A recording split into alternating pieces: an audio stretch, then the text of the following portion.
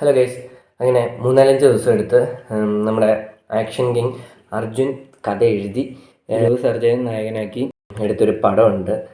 Martin എന്നാണ് പടത്തിൻ്റെ പേര്.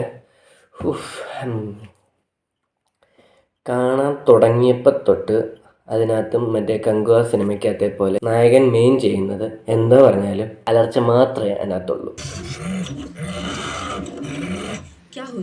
കഥയാണെ കൊള്ളത്തില്ല. പിന്നെ ആക്ഷൻ കിങ് സ്റ്റോറി എഴുതിയ സമയത്ത് ആ ഫൈറ്റെങ്കിലും കുറച്ച് ശ്രദ്ധിച്ചായിരുന്നെങ്കിൽ ആ ഫൈറ്റെങ്കിലും നല്ല ആക്കായിരുന്നു. ഇന്നത്തെ ജയിലിൽ വെച്ചൊരു ഫൈറ്റ് ഉണ്ട്, പിന്നെ ക്ലൈമാക്സ് ഫൈറ്റൊക്കെയാണ് നല്ല ബോറ്.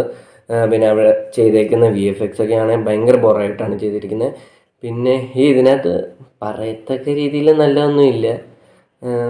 നായികയ്ക്കാണേലും മെയിൻ വലിയ റോളൊന്നുമില്ല, പക്ഷേ നായിക കാണാൻ കൊള്ളാം.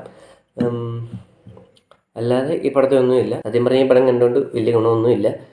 വെറുതെ 2 മണിക്കൂർ കളയാമെന്നല്ലാതെ അതിനകത്ത് ഗുണമായിട്ട് വേറൊന്നുമില്ല. പിന്നെ പറയാനുള്ളത്, ഈ ചാനൽ ആരെങ്കിലും കാണുന്നുണ്ടെങ്കിൽ അവർ ഈ ചാനലൊന്ന് സബ്സ്ക്രൈബ് ചെയ്ത് ലൈക്ക് അടിക്കുക. അങ്ങനെ ചെയ്യുകയാണെങ്കിൽ ഞാനിങ്ങനെ ഇടയ്ക്കിടയ്ക്ക് റിവ്യൂ ഒക്കെ ഇടും.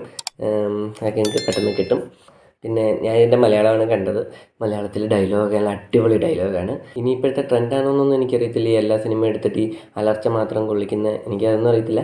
ഏതായാലും ഇപ്പം കങ്കുവയായി, ഇപ്പം മാർട്ടിൻ, ഇനി ഏതാണ്? അർജുൻ കഴിവതും കഥ എഴുതാതെ പുള്ളി അഭിനയിക്കുകയാണെങ്കിൽ ഇച്ചിരി കൂടെ നല്ലതാണ്.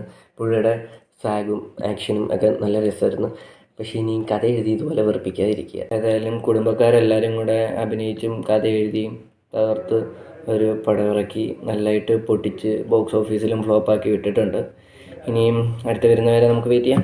ഈ പടം നിങ്ങൾക്കൊക്കെ കാണണമെന്നുണ്ടെങ്കിൽ കണ്ടു നോക്കാവുന്നതാണ്. ഇപ്പോൾ OTT റിലീസൊക്കെ ആയിട്ടുണ്ട്. നിങ്ങളുടെ സമയം വെറുതെ കളയാവുന്നതാണ്. അതല്ല, ഇനി നിങ്ങൾ കണ്ടിട്ടുണ്ടെങ്കിൽ നിങ്ങളുടെ അഭിപ്രായം പറയുക. Okay, by.